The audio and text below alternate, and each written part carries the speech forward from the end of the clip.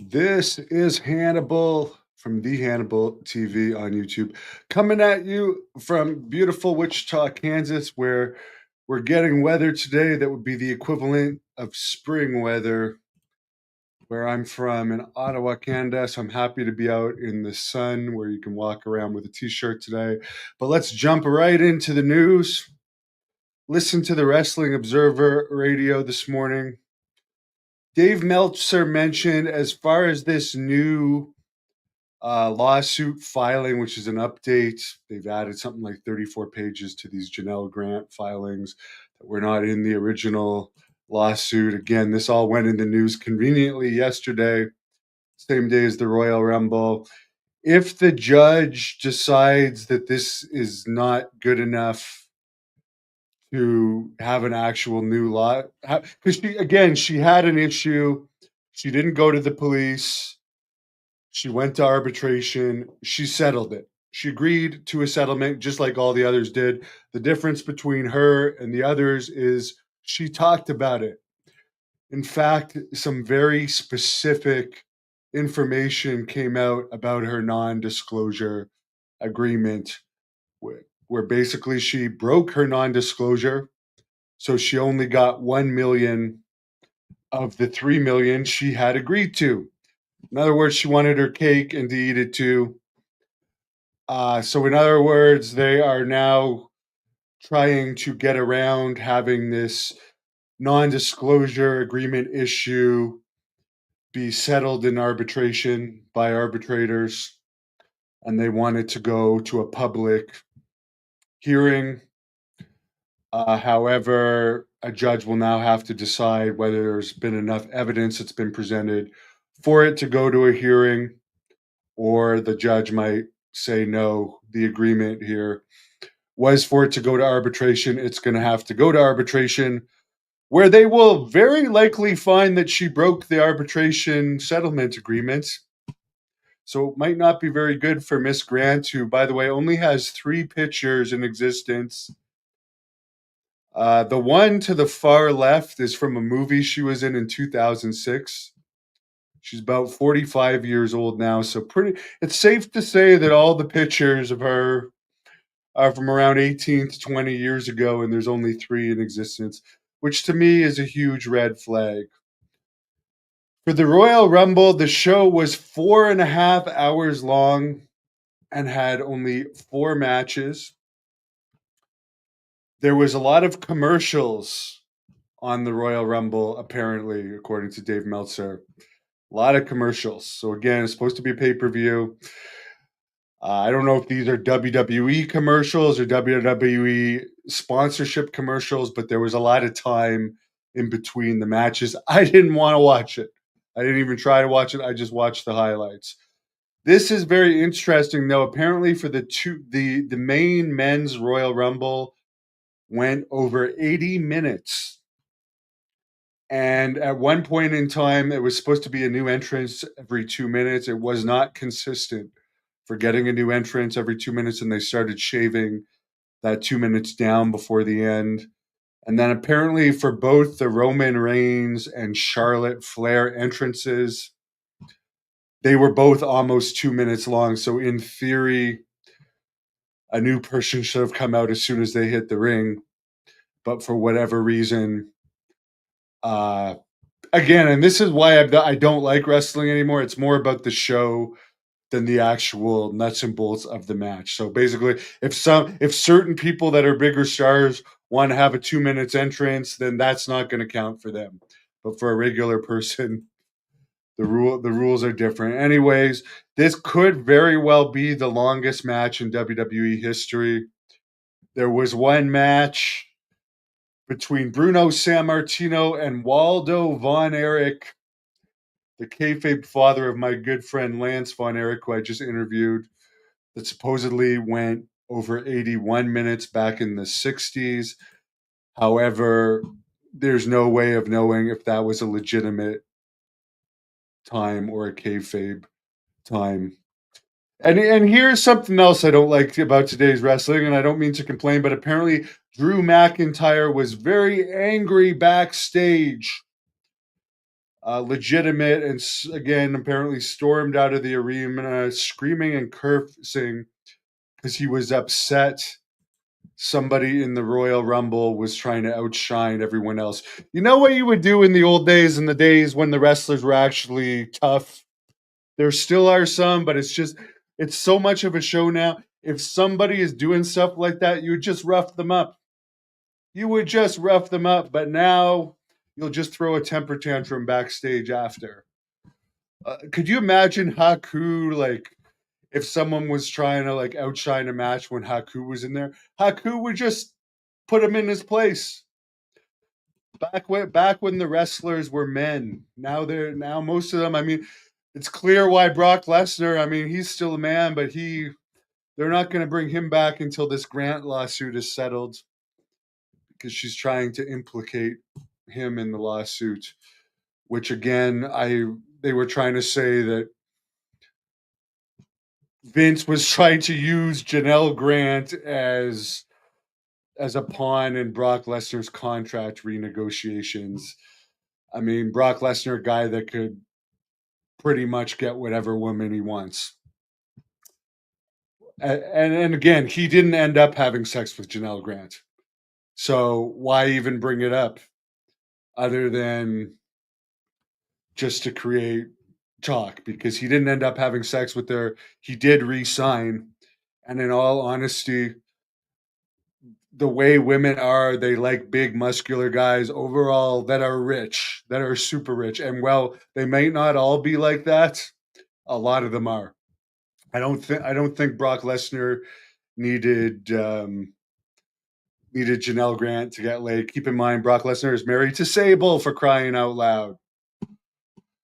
Apparently, Triple H did not take any questions at the Royal Rumble press conference, so he was not obviously asked about the latest Grant allegations. I tried to watch this press conference, and it's just basically them sitting there putting themselves over on what a great show it was, blah, blah, blah, blah, blah.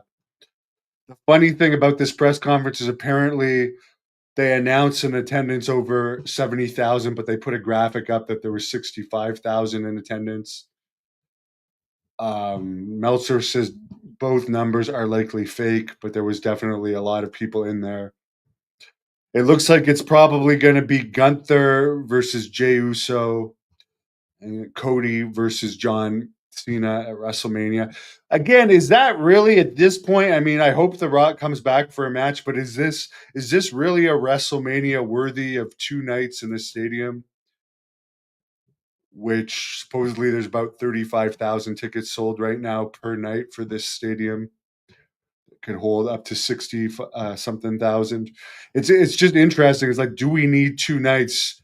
Gunther versus Jey Uso and Cody versus Cena. I mean, they're going to have to start filling in the card a lot better than that to have it spread into 2 nights. I know people love the concept of WrestleMania, but to me, they better start pulling out the stops from somewhere. Meltzer also says that WWE claiming Alexa Bliss, who came back in the Women's Royal Rumble, was a last minute thing. He brings up that he is skeptical that that was actually a last minute thing of her coming back because she had numerous tweets hinting she was going to come back. And they also released a new shirt of hers. So for whatever that's worth. And another, like, I don't, who really cares in the end? The other interesting thing is they did a thing where Jordan Grace was trying to say she was going to be at her mom's birthday and would not be in the Royal Rumble, and she was in the Royal Rumble. I don't know what the point of that was. They did confirm she is with the WWE now. WWE is bringing back Evolve, company that used to be run by Gabe Sapolsky that went bankrupt, and WWE bought the footage from the original company. The Evolve show is going to air head to head with Dynamite on Wednesdays, but it's going to air on Tubi.